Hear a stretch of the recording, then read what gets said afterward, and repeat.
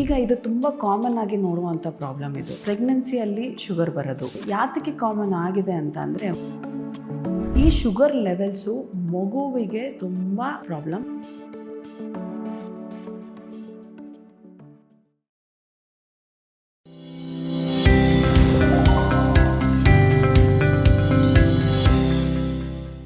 Hi, Vishwavani YouTube health ಚಾನಲ್ಗೆ ಸ್ವಾಗತ. ನಾನು doctor Rashmi T N, medical director of Garbhagriha health centre in Kanakapura road. ನಾನು obstetrician, gynaecologist, laparoscopic surgeon ಮತ್ತು infertility specialist. So ಇವತ್ತು ಒಂದು ಟಾಪಿಕ್ ಬಗ್ಗೆ ಮಾತಾಡೋಣ. ಪ್ರೆಗ್ನೆಂಟ್ ವುಮೆನಿಗೆ ತುಂಬ ಇಂಪಾರ್ಟೆಂಟು. ಪ್ರೆಗ್ನೆನ್ಸಿಯಲ್ಲಿ ಶುಗರ್ ಬರೋದು, ಇದನ್ನು ಜೆಸ್ಟೇಷನಲ್ ಡಯಾಬಿಟಿಸ್ ಅಂತ ಹೇಳ್ತೀವಿ. ಈಗ ಇದು ತುಂಬ ಕಾಮನ್ ಆಗಿ ನೋಡುವಂಥ ಪ್ರಾಬ್ಲಮ್ ಇದು. ಅಂದರೆ ಯಾತಕ್ಕೆ ಕಾಮನ್ ಆಗಿದೆ ಅಂತ ಅಂದರೆ, ಒಂದು ಲೈಫ್ ಸ್ಟೈಲ್. ಅಂದರೆ ಪ್ರೆಗ್ನೆನ್ಸಿಯಲ್ಲಿ ನಾವು ಊಟದ ಬಗ್ಗೆ ಹೆಚ್ಚಿಗೆ ಗಮನ ಕೊಡ್ದಿರಾ ಅಥವಾ ಎಕ್ಸಸೈಸ್ ಬಗ್ಗೆ ಹೆಚ್ಚಿಗೆ ಗಮನ ಕೊಡ್ದಿರಾ ಅನ್ನೆಸೆಸರ್ಲಿ ವೆಯ್ಟ್ ಗೇನ್ ಆದಾಗ ನಾವು ಈ ಶುಗರನ್ನು ನೋಡ್ತೀವಿ. ಅಥವಾ ನಿಮ್ಮಲ್ಲಿ ಫ್ಯಾಮಿಲಿ ಹಿಸ್ಟ್ರಿ, ಅಂದರೆ ನಿಮ್ಮ ತಂದೆ ತಾಯಿಗೆ ಏನಾರು ಶುಗರ್ ಇದ್ದರೆ ಪ್ರೆಗ್ನೆನ್ಸಿಯಲ್ಲಿ ನಿಮಗೆ ಶುಗರ್ ಬರುವ ಸಾಧ್ಯತೆ ಇರಬಹುದು. ಅಥವಾ ನಿಮ್ಗೇನಾದ್ರು PCOS ಇದ್ದು ಪ್ರೆಗ್ನೆನ್ಸಿ ಆದಾಗ ಆವಾಗ ಕೂಡ ನಿಮಗೆ ಪ್ರೆಗ್ನೆನ್ಸಿಯಲ್ಲಿ ಶುಗರ್ ಬರ್ತದೆ. ಈ ಶುಗರ್ ಏನಿದೆ, ಪ್ರೆಗ್ನೆನ್ಸಿ ಮುಂಚೆ ನಿಮಗೆ ಶುಗರ್ ಇರಲ್ಲ, ಬಟ್ ಯಾವಾಗ ನೀವು 24 ವಾರ ಅಥವಾ 6 ತಿಂಗಳು ಆಗ್ತೀರಾ ಆವಾಗ ಶುಗರ್ ಬರುತ್ತೆ ಈ ಪ್ರೆಗ್ನೆನ್ಸಿಯಲ್ಲಿ. ಇದನ್ನು ಜೆಸ್ಟೇಷನಲ್ ಡಯಾಬಿಟಿಸ್ ಅಂತ ಹೇಳ್ತೀವಿ. ಸೊ ಯಾಕೆ ಈ ಶುಗರ್ ಬರ್ತದೆ ಪ್ರೆಗ್ನೆನ್ಸಿಯಲ್ಲಿ ಅಂತ ಅಂದರೆ, ಕೆಲವೊಂದು ಹಾರ್ಮೋನಲ್ ಚೇಂಜಸ್ ಆಗುತ್ತೆ. ಅಂದರೆ ಕೆಲವೊಂದು ಹಾರ್ಮೋನ್ಸ್, ಹ್ಯೂಮನ್ ಪ್ಲಾಸೆಂಟಲ್ ಲ್ಯಾಕ್ಟೋಜನ್ ಅಂತ ಏನು ಹೇಳ್ತೀವಿ, ಆ ಹಾರ್ಮೋನಿಂದ, ಅಥವಾ ಕಾರ್ಟಿಸಾಲ್ ಲೆವೆಲಿಂದ, ಅಥವಾ ಈಸ್ಟ್ರೋಜನ್ ಅಥವಾ ಪ್ರೊಜೆಸ್ಟ್ರಾನ್, ಇದೆಲ್ಲ ಪ್ರೆಗ್ನೆನ್ಸಿಯಲ್ಲಿ ನಾರ್ಮಲ್ ಆಗಿ ಪ್ರೊಡ್ಯೂಸ್ ಆಗುವ ಹಾರ್ಮೋನ್ಸು. ಈ ಹಾರ್ಮೋನ್ಸಿಂದ ಏನಾಗುತ್ತೆ, ಬಾಡಿಯಲ್ಲಿ ಇನ್ಸುಲಿನ್ ರೆಸಿಸ್ಟೆನ್ಸ್ ಅಂತ ಶುರುವಾಗ್ತದೆ. ಈ ಇನ್ಸುಲಿನ್ ರೆಸಿಸ್ಟೆನ್ಸ್ ಶುರುವಾದಾಗ ನಮ್ಮ ಗ್ಲೂಕೋಸ್ ಲೆವೆಲ್ ಜಾಸ್ತಿ ಆಗಿ ಪ್ರೆಗ್ನೆನ್ಸಿಯಲ್ಲಿ ಶುಗರ್ ಬರುತ್ತೆ. ಈ ಶುಗರ್ ಅನ್ನೋದು ತುಂಬ ಸೈಲೆಂಟಾಗಿರುತ್ತೆ. ಅಂದರೆ ಪೇಷಂಟಿಗೆ ಶುಗರ್ ಇದೆ ಅಂತಲೇ ಗೊತ್ತಾಗೋದಿಲ್ಲ, ಯಾವ ಸಿಮ್ಟಮ್ಸು ಇರೋದಿಲ್ಲ. ನಾವು ಶುಗರ್ ಟೆಸ್ಟು ಎಲ್ಲ ಪ್ರೆಗ್ನೆಂಟ್ ಲೇಡಿಗೆ 24 ವಾರದಿಂದ 28 ವಾರದಲ್ಲಿ ನಾವು ಶುಗರ್ ಟೆಸ್ಟ್ ಮಾಡ್ತೀವಿ.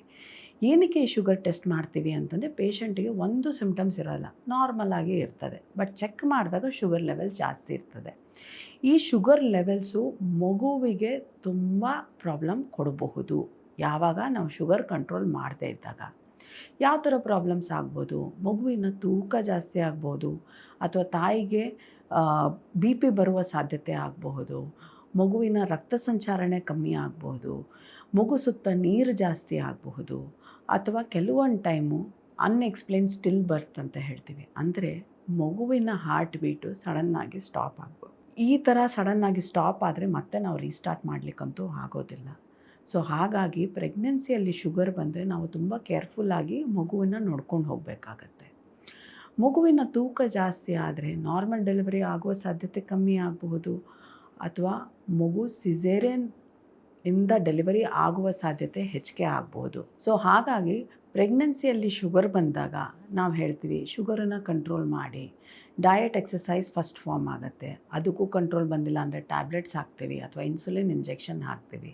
ಸೊ ಈ ಥರ ಆಗೋದ್ರಿಂದ ನಾವು ಅಟ್ಲೀಸ್ಟ್ ತಾಯಿಯನ್ನು 38 ವಾರದ ತನಕ ಕರ್ಕೊಂಡು ಹೋಗೋದು ಪ್ರಯಾರಿಟಿ ಆಗ್ತದೆ.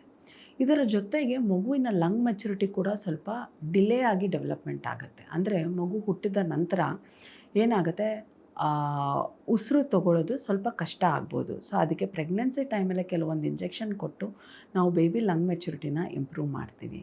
ಆಮೇಲೆ ಡೆಲಿವರಿ ಆದ ನಂತರ ಸಡನ್ನಾಗಿ ಮಗು ಶುಗರ್ಸ್ ಡ್ರಾಪ್ ಆಗ್ಬೋದು. ಸೊ ಹಾಗಾಗಿ ಪಿರಿಯಾಡಿಕಲಿ, ಅಂದರೆ ಡೆಲಿವರಿ ಆದ ನಂತರ ಮಗುವಿಗೆ ಶುಗರ್ ಟೆಸ್ಟಿಂಗ್ ಮಾಡ್ತೀವಿ, ತಾಯಿಗೆ ಶುಗರ್ ಟೆಸ್ಟಿಂಗ್ ಮಾಡಿ ಅದು ನಾರ್ಮಲೈಸ್ ಆಗೋ ಥರ ನೋಡ್ಕೊತೀವಿ.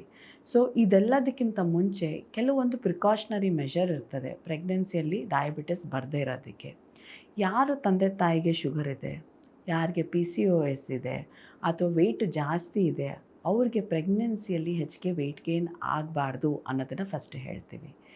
ಸೆಕೆಂಡು, ಬ್ಯಾಲೆನ್ಸ್ಡಾಗಿ ಡಯಟ್ ತೊಗೊಳ್ಬೇಕು, ವೆಯ್ಟ್ ಗೇನ್ ಹೆಲ್ದಿಯಾಗಿ ಇರಬೇಕು, ಎಕ್ಸಸೈಸ್ ರೆಗ್ಯುಲರ್ ಆಗಿ ಮಾಡಬೇಕು. ಆ್ಯಂಡ್ ಶುಗರ್ ಏನಾರ ಬಂತು ಅಂತ ಅಂದರೆ ಅದನ್ನು ಹೆದರ್ಕೊಂಡಿರ ಅದನ್ನು ಮಾನಿಟ್ರಿಂಗ್ ಮಾಡ್ಕೊಂಡು ಹೋದರೆ ಒಂದು ತಾಯಿ ಮಗುವನ್ನು ಸೇಫಾಗಿ ಡೆಲಿವರಿ ಮಾಡಿ ಮನೆಗೆ ನಾವು ಕಳಿಸ್ಬೋದು. ಇದೇ ಥರ ವಿಡಿಯೋಸ್ ನಿಮಗೆ ಇಷ್ಟ ಆಯಿತು ಅಂದರೆ ಫಾಲೋ ಫಾರ್ ಮೋರ್.